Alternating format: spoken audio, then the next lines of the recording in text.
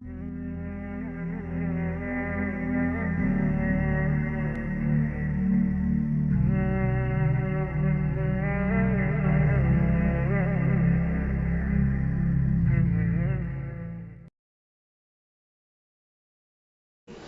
نہیں ہے کہ کوئی جو ہے اسے دولت کی بدہضمی ہو رہی ہو اور کوئی وہ ہے کہ جو بھوکا مر رہا ہو، ایسا نہیں ہے۔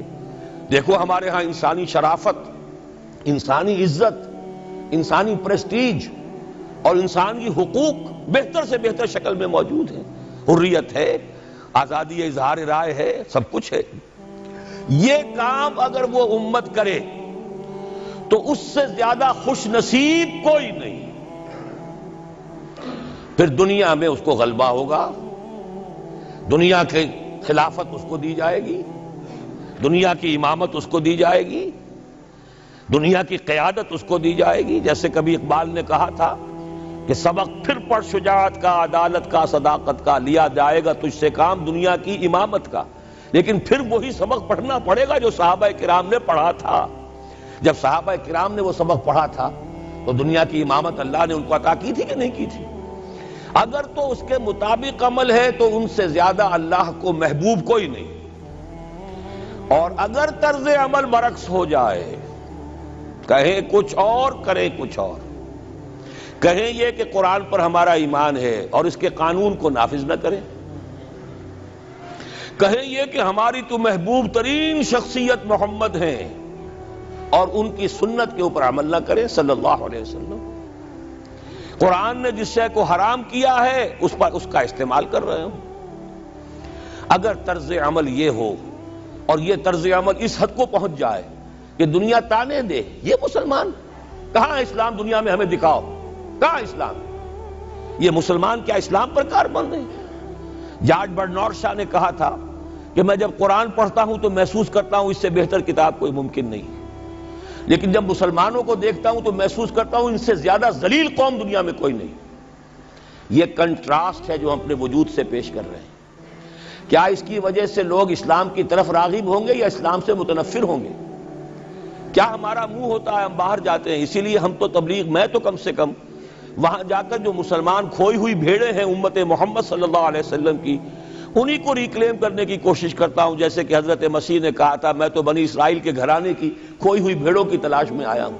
میرا منہ نہیں ہے کہ میں وہاں کسی امریکن سے بات کروں، وہ یہ کہے گا تم اپنا گھر تو سنوارو، فزیشن ہیل تھائی سیلف، تم ایک چھوٹا سا ملک نہیں چلا سکتے، تم نے اس کا بیڑا غرق کر کے رکھ دیا ہے، تم نے اسے کورٹ آف وارڈ بنوا دیا ہے IMF کا۔ ہاں یہاں تو گھڑی گھڑی جو ہے قرقمین آتے ہیں IMF کے اور ورلڈ بینک کے قرقی کرنے کے لیے، ہر روز ایک نئی قرقی ہو رہی ہے، ہر روز جو ہے آج پھر گاڑیوں کا کرایہ بڑھ رہا ہے، بجلی کا کرایہ قرقی ہو رہی ہے۔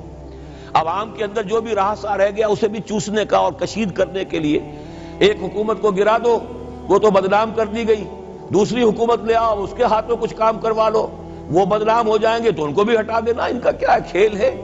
یہ کھیل کھیلتے رہیں گے اور اس میں یہ ہے کہ اپنی قرقیاں کرتے چلے جاؤ۔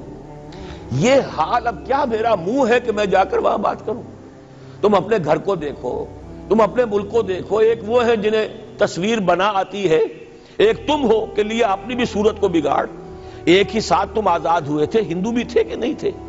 انہوں نے اس ملک کو بنایا ہے، اپنی معیشت کو، اپنی اکانومی کو اپنی بنیادوں پر، اپنے پاؤں پر، اپنے پیروں پر کھڑا کیا ہے۔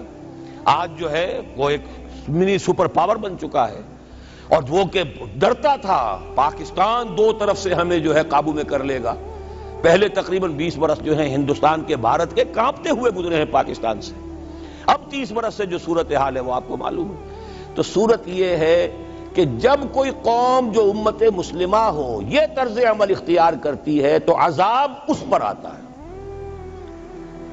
بڑی کڑوی بات ہے، آج عذاب کفار پر نہیں آ رہا، وہ تو اللہ تعالیٰ ان سے آخرت میں نبٹ لے گا، اور آخرت تو ہے ہمیشہ کی، بڑا سو عذاب تو وہیں کا ہے۔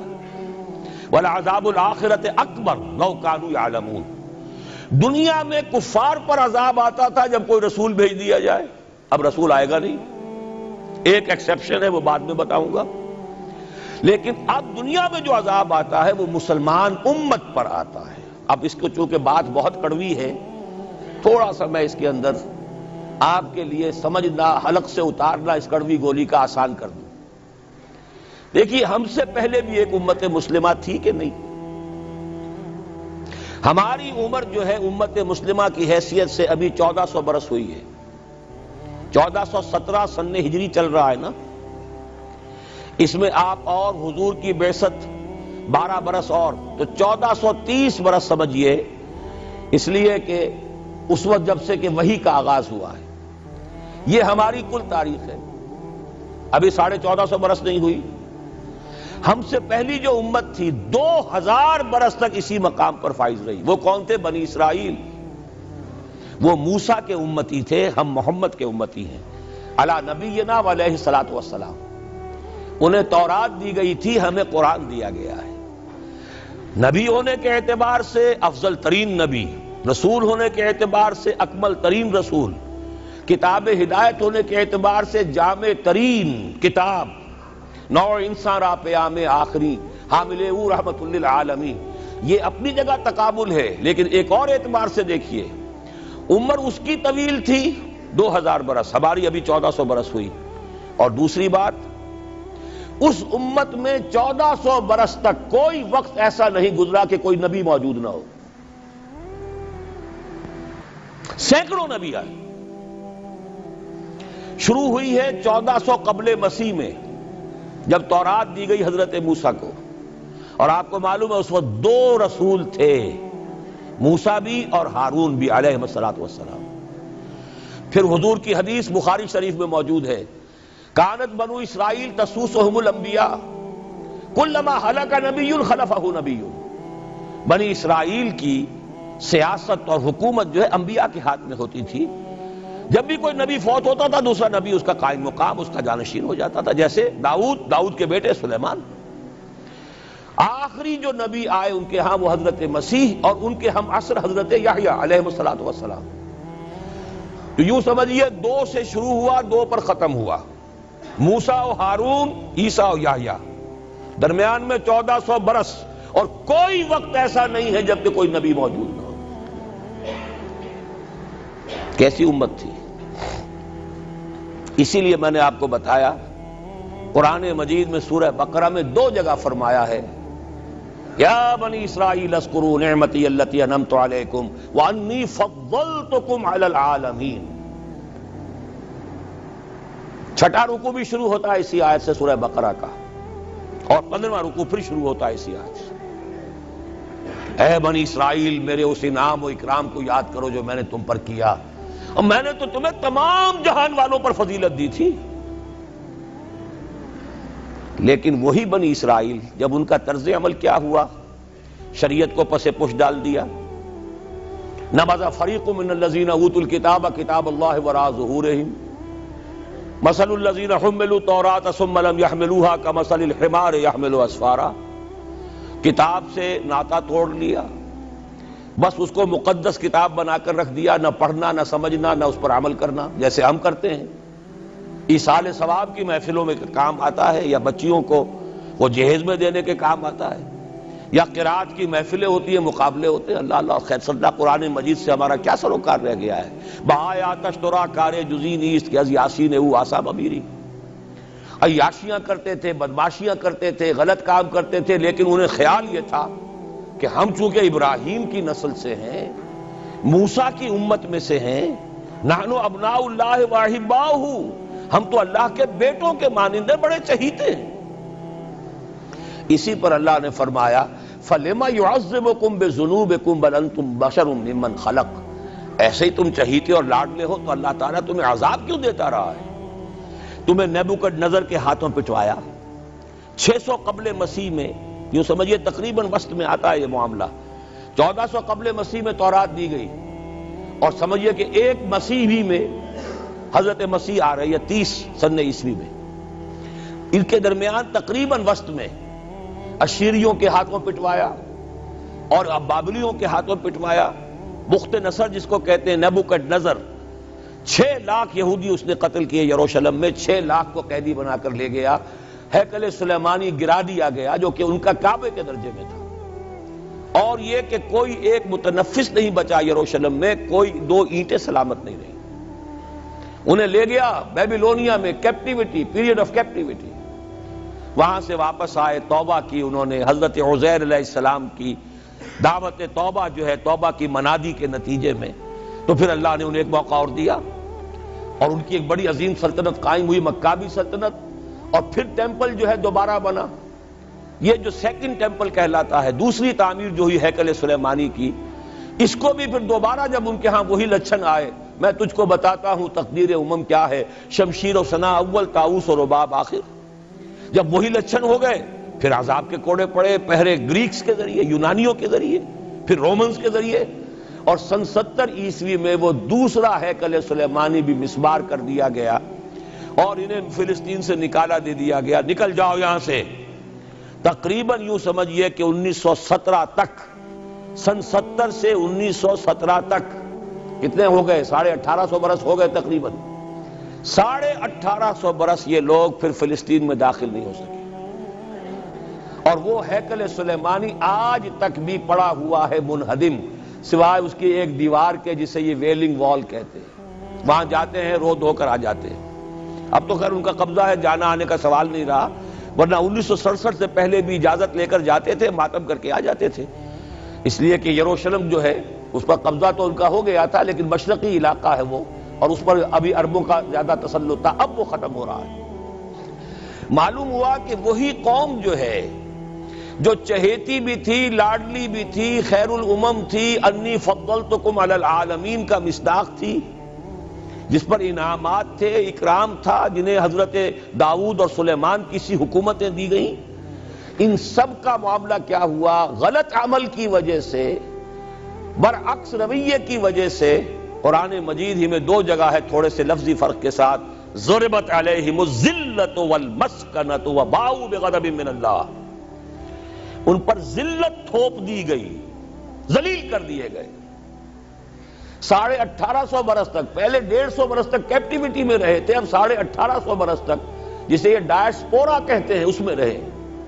روتے تھے، یاد کرتے تھے اپنی فلسطین کی سرزمین کو کہ ہم وہاں سے نکالے گئے ہیں. وہ بھی حضرت عمر نے اجازت دی تھی جا کر، جبکہ یروشلم جو ہے ہینڈ اوور کیا ہے وہاں کے عیسائیوں نے، حضرت عمر کے حوالے کیا ہے رضی اللہ تعالی عنہ، تو حضرت عمر نے انہیں آ کر زیارت کرنے کی اجازت دی ہے، ورنہ زیارت کی اجازت بھی نہیں تھی. عیسائیوں نے روکا ہوا تھا، نو جیو کوڈ اینٹر جیروشلم.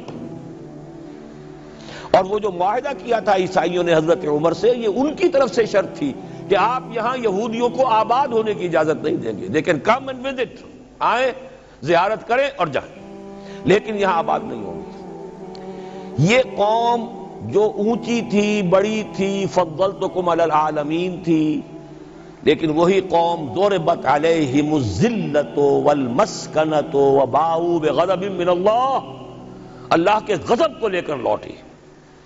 یہ ہے اصل میں وہی معاملہ جو آج ہمارے ساتھ ہے. اللہ کا قانون تو غیر جانبدار ہے. وَلَن تَجِدَ لِسُنَّتِ اللَّهِ تَحْوِيلًا وَلَن تَجِدَ لِسُنَّتِ اللَّهِ تَبْدِيلًا. اللہ کا قانون قوموں اور امتوں کے لیے بدلتا نہیں. وہی صورت ہے، ہمیں بھی کہا گیا کنتم خیر امت اخرجت للناس، تم بہترین امت ہو جسے دنیا والوں کے لیے نکالا گیا ہے. تمہارا کام کیا ہے؟ ہم تو جیتے ہیں کہ دنیا میں تیرا نام رہے، کہیں ممکن ہے کہ ساقی نہ رہے، جام رہے. ہمارا کام تو تھا اس اسلام پر عمل کریں اور دنیا کو دعوت دیں، اپنے عمل میں بھی گواہی دے، آؤ دیکھ لو ہم جو کچھ کہہ رہے ہیں یہ تھیوری نہیں ہے، یہ صرف لفاظی نہیں ہے، یہ شاعری نہیں ہے. اگر محمد رسول اللہ نے فرمایا صلی اللہ علیہ وسلم سید القوم خادمہم، آؤ دیکھ لو مدینے میں ہمارا خلیفہ عمر فاروق خادم ہے کہ نہیں ہے؟ کیا کوئی بادشاہ ہے؟ کیا اس نے کوئی محل بنایا ہے؟ کیا اس کے لیے کوئی خدم و حشم ہے؟ کیا اس کے لیے کوئی باڈی گارڈ ہے؟ کچھ بھی نہیں. جیسی جھونپڑیاں دوسروں کی ہے ویسی جھونپڑا اس کا ہے. جیسے پیبند لگے ہوئے کپڑے دوسروں کے ہیں، بلکہ دوسروں کے بہتر بھی ہوں گے، اس کے کپڑوں میں پیبند لگا ہوا ہے. اس کے نام سے قیصر و کسریٰ کے درباروں میں لرزہ ہے، لیکن اس کی سادگی کا عالم یہ، آؤ دیکھو، see with your own eyes, come here, see it. یہ اگر ہم کرتے اور کر سکتے، جب تک کرتے رہے تو ہم سے اونچا کوئی نہیں، اللہ کا ہم سے بڑھ کر محبوب کوئی نہیں، ہم سے زیادہ امت مرحومہ اور کوئی نہیں. لیکن جب ہم نے برعکس روش اختیار کی تو کیا ہوا؟ جیسے انہیں پٹوایا گیا تھا ایشورینز کے ہاتھوں، ہمیں پٹوایا گیا سب سے پہلے جو صلیبیوں کے ہاتھوں، کروسیڈرز. کئی لاکھ مسلمان قتل ہوا کروسیڈز کے اندر. جب پہلی مرتبہ عیسائیوں نے قبضہ کیا یروشلم پر، تقریباً 90 برس 88 برس عیسائیوں کے قبضے میں رہا ہے، اب وہ دوبارہ چلا گیا یہودیوں کے قبضے میں. اس وقت جو ہے اتنا قتل عام ہوا تھا عربوں کا اور مسلمانوں کا یروشلم میں کہ جب فاتحین کے گھوڑے داخل ہوئے ہیں شہر کے اندر تو گلیوں کے اندر ان کے گھٹنوں تک خون کی نہر بہہ رہی تھی. اس کے بعد آیا فتنہ تاتار، کروڑوں مسلمان قتل ہوئے. یہ لاکھوں کی بات نہیں ہے، کروڑوں مسلمان. پورا روسی ترکستان کا علاقہ ختم ہوا، افغانستان ختم ہوا، ایران ختم ہوا، عراق ختم ہوا، 4 عظیم مملکتیں. اور آخری خلیفہ بنو عباس کا وہ گھسیٹ کر نکالا گیا اپنے محل سے، مستعصم باللہ. ویسے تو نسل تو حضور کے چچا کی نسل سے تھا، عباسی تھا، حضرت عباس رضی اللہ تعالی عنہ کی نسل سے ہے، مستعصم باللہ. لیکن اس کو گھسیٹ کر نکالا گیا ایک جانور کی کھال کے اندر لپیٹ کر، اور تاتاریوں نے اپنے گھوڑوں کے سموں تلے اسے کچل دیا. وہ دن اور آج کا دن پھر امت مسلمہ کی قیادت عربوں سے چھین لی گئی. اس کے بعد اللہ نے پھر کرم فرمایا، پھر کچھ اولیاء اللہ کے ذریعے سے، کچھ صوفیاء کے ذریعے سے اتنا بڑا معجزہ ہو گیا، جیسا کہ حضرت عزیر علیہ السلام کے ذریعے سے ہوا تھا کہ یہود میں دوبارہ انابت اللہ، توبہ کا جذبہ پیدا ہو گیا. ایسے ہی کچھ صوفیاء کرام کے ذریعے سے، نیک لوگوں کے ذریعے سے، اللہ والوں کے ذریعے سے، وہی تاتاری جنہوں نے کروڑوں مسلمانوں کو قتل کیا تھا خود مسلمان ہو گئے. ہے آیا فتنہ تاتار کے افسانے سے، پاسباں مل گئے کعبے کو صنم خانے سے. پھر غلبہ ہوا، پھر ترکوں کی عظیم حکومتیں قائم ہوئی، ترکان تیموری، Terken Usmani, Terken Seljuqi, Terken صفوی. عرب تو معزول ہو گئے تھے لیکن ترکوں کی زیر قیادت پھر گریٹ آٹومان امپائر بھی قائم ہوئی. اس کے بعد پھر جب وہ ترکوں کے اندر بھی وہی بادشاہت، وہی عیاشیاں، وہی محل بن رہے ہیں، وہی جو ہے توپ کاپی محل جا کر دیکھ لیجئے، وہی عیاشیاں شروع ہو گئی، وہی اللے تللے ہو گئے، وہی ظلم شروع ہو گئے. تو پھر اللہ نے دوبارہ پھر ہمیں یورپی اقوام کے ہاتھوں ذلیل کیا. کہیں انگریزوں کے غلام، کہیں فرانسیسیوں کے غلام، کہیں اطالویوں کے غلام، کہیں ولندیزیوں کے غلام. پورا عالم اسلام اس صدی کے آغاز میں پہلی جنگ عظیم کے بعد پورا عالم اسلام غلامی میں تھا، سوائے نجد کا ایک علاقہ تھا کہ نجد میں ابھی تیل برآمد نہیں ہوا تھا، ورنہ سب سے پہلے پنجے وہاں گڑتے. وہاں ریت میں جا کے لینا کیا تھا. باقی تو یہ ہندوستان غلام ہے، انڈونیشیا غلام ہے، سب کے سب یہ جاوا، سماٹرا چلتے جائیے سب غلام ہیں. اس کے بعد ایران چاہے براہ راست غلامی نہیں تھی لیکن انگریزوں کے انتداب میں تھا، کنٹرول انہی کا تھا.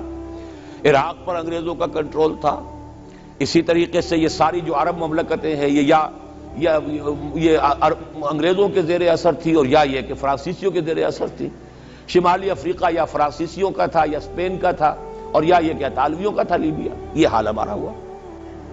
یہ ہے اصل سبب اور یہ ہے معاملہ جس میں اب میں آخری بات اس موضوع پر کہہ دینا چاہتا ہوں.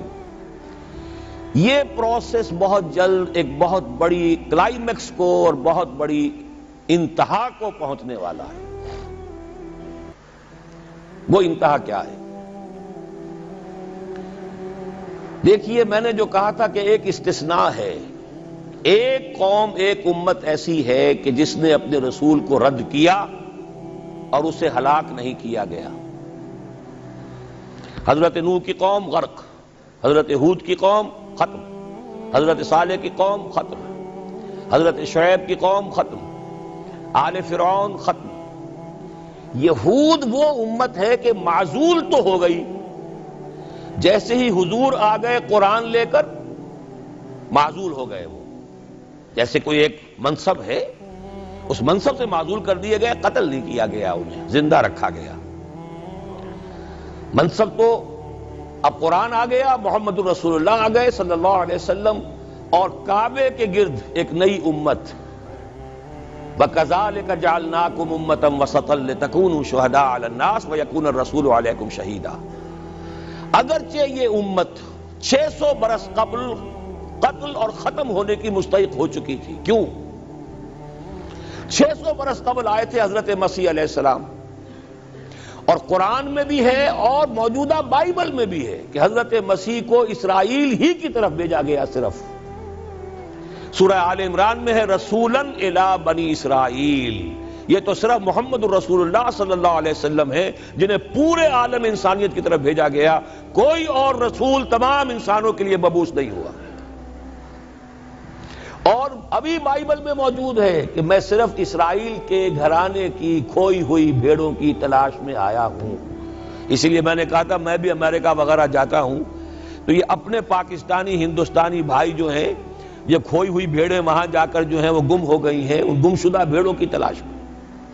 تو اس کو اچھی طرح سمجھ لیجئے، حضرت مسیح کی بعثت تھی بنی اسرائیل کی طرف، اور بنی اسرائیل نے نہ صرف یہ کہ ان کو مانا نہیں بلکہ الٹا اپنے بس پڑتے سولی پر چڑھا دیا.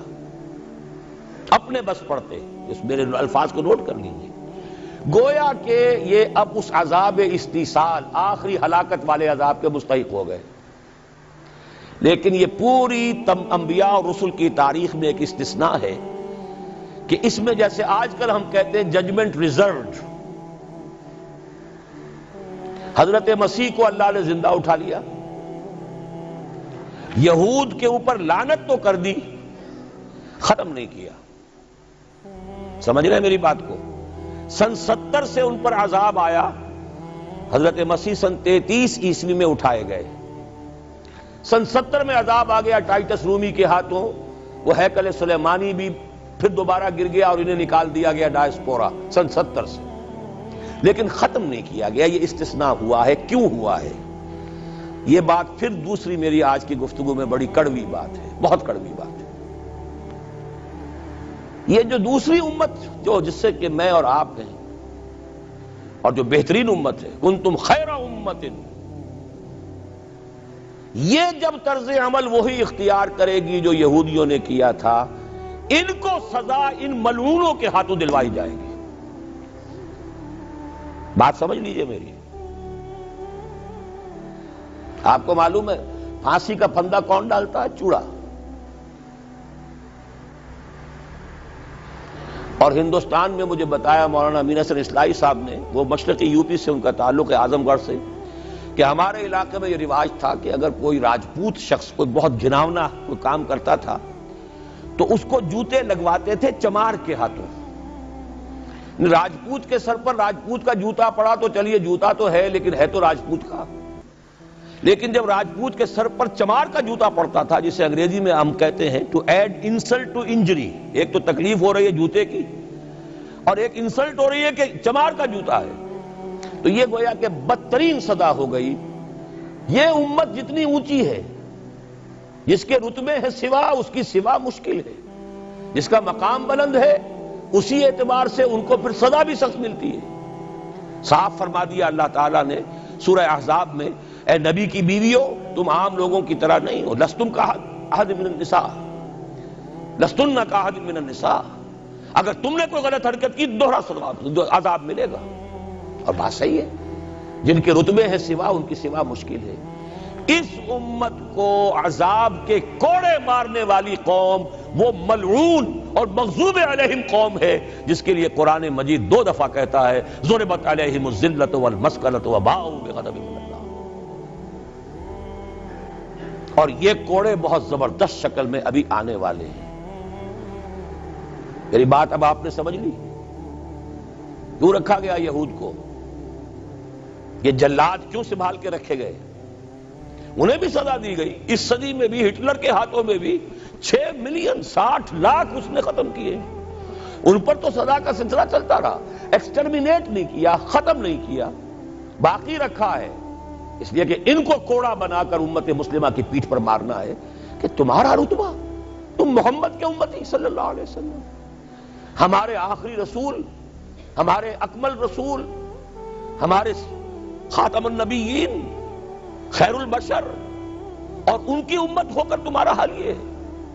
تو تم سزا کے مستحق جو ہو، وہ سزا ہے کہ جو اچھی طرح سمجھ لیجئے ہماری حال جو اس صدی کے آخر میں شروع میں ہوا تھا کہ تمام مسلمان غلام، اس غلامی کے اوپر جو مزید کوڑا تیار ہوا 1917 میں بالفور ڈیکلریشن کے ذریعے سے برطانیہ نے اجازت دے دی کہ یہودی آ سکتے ہیں، اب فلسطین میں آ کر آباد ہو سکتے ہیں، وہ مکان خرید سکتے ہیں، جائیداد خرید سکتے ہیں، زمینیں خرید سکتے ہیں۔ 1971 اس پر اندیشہ تھا کہ کہیں اگر خلیفہ عثمانی نے جہاد کا اعلان کر دیا، اس لیے کہ سلطان عبد الحمید کو بڑی سے بڑی رشوتیں پیش کر کے دیکھ لیا تھا انہوں نے، کہ یہ جو ہمارے اوپر پابندی ہے کہ ہم فلسطین میں آباد نہیں ہو سکتے، جو کہو ہم تمہیں دولت دینے کو تیار ہے، یہ پابندی ختم کر دو۔ سلطان عبد الحمید ویسے جو بھی کچھ تھے چھوڑ دیجئے، لیکن یہ کہ چوس نے کہا کہ جو معاہدہ عمر نے کیا تھا رضی اللہ تعالی عنہ، میں پیچھے نہیں جاؤں گا، لہذا خلافت ختم کروا دی، اور کروائی کس کے ہاتھوں؟ ایک مسلمان کے ہاتھوں، اس لیے کہ فری میسن تھا مصطفیٰ کمال پاشا، فری میسن، یہ سب یہودیوں کے ادارے۔ چاک کر دی ترک ناداں نے خلافت کی قبا، سادگی اپنوں کی دیکھ اوروں کی عیاری بھی دیکھ۔ ہندوستان میں ہنگامہ چل رہا ہے، تحریک چل رہی ہے، مسلمان ہجرت کر رہے ہیں اور سب کچھ ہو رہا ہے، اور ہندو بھی شامل ہو رہے ہیں خلافت کی تحریک میں، لیکن اب مدعی سست گواہ چست، جب مصطفیٰ کمال نے خود ختم کر دی تو سب پانی پڑ گیا آگ کے اوپر، اب کیا بولیں، کس کو برا کہیں؟ اس کے بعد 1948 میں ان کی ریاست قائم ہو گئی اسرائیل۔ کتنے برس بعد؟ ریاست تو خیر اس وقت بھی ان کی نہیں تھی جبکہ ٹائٹس نے ختم کیا ہے، وہ تو بہت پہلے کی بات تھی، تقریباً 2000 سال بعد اسرائیل 1967 میں جنگ کروائی، اور یہ بالکل صدام کی طرح کا مسئلہ تھا۔ 1967 کی جنگ میں ایک سازش تھی، انہوں نے بطور مہرہ استعمال کیا جمال عبد الناصر کو، جس نے اچانک جو ہے ایلات کی بندرگاہ کو بلاک کر دیا 1967۔ اس پر جھپٹا مارا ہے اسرائیل نے، ادھر سے سینائی لے لیا، ادھر سے گولان ہائٹس لے لیے، ادھر سے جو ہے West Bank of Jerusalem, West Bank of Jordan لے لیا۔ یہ 67 کی بات ہے۔ پھر عالم عرب میں ایک ملک ذرا نکلنے لگا تھا کہ شاید ایک کے پاس پیسہ بہت تھا، لیبیا کے پاس، وہ مدد کر سکتا تھا کسی مسلمان ملک کی کہ وہ ایٹم بم بنا لے۔ دو ملک ایسے تھے، ایک غیر عرب، ایک عرب۔ عراقیوں کے پاس کچھ صلاحیت معلوم ہو رہی تھی کہ کچھ دانت شاید نکل آئیں، جیسے دودھ کے دانت ہوتے ہیں تو شاید ایٹمی دانت نکل آئیں، وہ برکس ان کا نکالا ہے۔ ایک دفعہ جا کر آپ کو یاد ہوگا ہوائی جہاز گئے اور سب کا تہز نہز کر کے آ گئے، اور وہ سخت جان قوم نکلی، انہوں نے پھر کچھ بنا لیا، تو پھر وہی 100 دام جال، پھر وہ 100 دام جو ہے جال کی شکل بچھا کر، اور جو پھنسایا ہے تو اگلا پچھلا کھایا پیا سارا اگلوا لیا۔ نتیجہ کیا نکلا؟ جنگ خلیج کے بعد اب عالم عرب پورا کا پورا اسرائیل کے سامنے سرنگوں ہے، وہ شاہ حسن ہو یا شاہ حسین ہو، کچھ تو پہلے ہی اپنے تھے، چاہے شاہ فہد ہوں اور چاہے حسنی مبارک ہوں، اب رہ کون گیا؟ اس سے بڑی ذلت کوئی ہے؟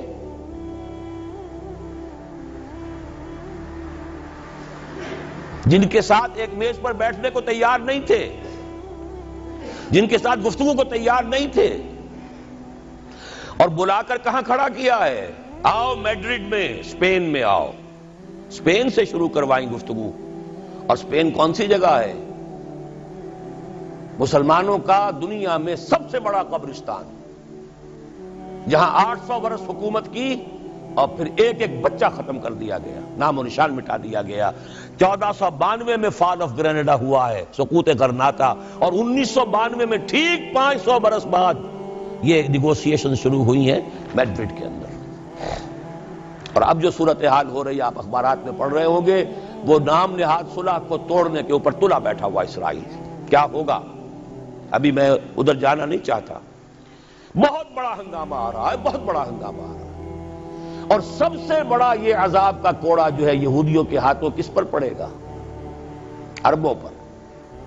کیوں پڑے گا؟ اس لیے پڑے گا کہ اس امت مسلمہ میں عربوں کی فضیلت سب سے اونچی ہے. اصول تو وہی ہے جن کے رتبے ہیں سوا ان کی سوا مشکل ہے. عرب کون ہیں؟ جن میں سے حضور تھے صلی اللہ علیہ وسلم. یہ رتبہ بلند ملا جس کو مل گیا، ہر مدعی کے واسطے دار و رسن کہاں. عرب کون ہیں؟ جن کی مادری زبان میں اللہ کا کلام ہے. مجھے اور آپ کو 100 پاپڑ بیلنے پڑیں گے قرآن کو سمجھنے کے لیے. ہماری بہت عظیم اکثریت تو پھر بھی نہیں سمجھ سکے گی، ترجمے پڑھ لے گی زیادہ سے زیادہ، اور کیا کرے گی؟ ان کی مادری زبان. انہوں نے جب پیٹھ دکھائی اور اس صدی میں کولونیل رول سے آزاد بظاہر ہو جانے کے باوجود کسی نے قبلہ من قبلہ راست کردم، کسی نے وہ قبلہ کر لیا واشنگٹن کی طرف، کسی نے کر لیا ماسکو کی طرف، تو بدترین سزا کے وہی مستحق ہیں. اور جان لیجئے کہ وہ ہولوکاسٹ مڈل ایسٹ میں آنے والا ہے، آرمگڈون، الملحمۃ العظمیٰ. میں نے یہ ساری چیزیں اپنی ایک کتاب میں لکھ دی ہیں. سابقہ اور موجودہ مسلمان امتوں کا ماضی حال اور مستقبل. ایک موجودہ امت مسلمہ ہے ہم، ایک سابقہ امت مسلمہ ہے معزول شدہ، وہ ہیں یہود، اب بھی موجود ہیں، امت موسیٰ ہے، صاحب تورات ہے. ان کا ماضی کیا ہے، حال کیا ہے، مستقبل کیا ہے؟ مستقبل میں سب سے بڑا پیچ جو پڑنے والا ہے، جیسے پتنگوں کا پیچ ہوتا ہے، ان دو امتوں کا ہے. مڈل ایسٹ سب سے بڑی جنگ، تاریخ انسانی کی عظیم ترین جنگ کا میدان بنے گا، جس کو حضور نے نام دیا الملحمۃ العظمیٰ، عظیم ترین جنگ. احادیث موجود ہے میری اس کتاب کے اندر، حوالوں کے ساتھ ہے، ٹیکسٹ کے ساتھ ہے. ویل للعرب من شر قد اقترب، ہلاکت اور بربادی ہے عرب کے لیے اس شر سے جو قریب آ چکا ہے. لیکن اب یہ بات تو پھر میرے اور آپ کے لیے ذرا دور کی ہو گئی.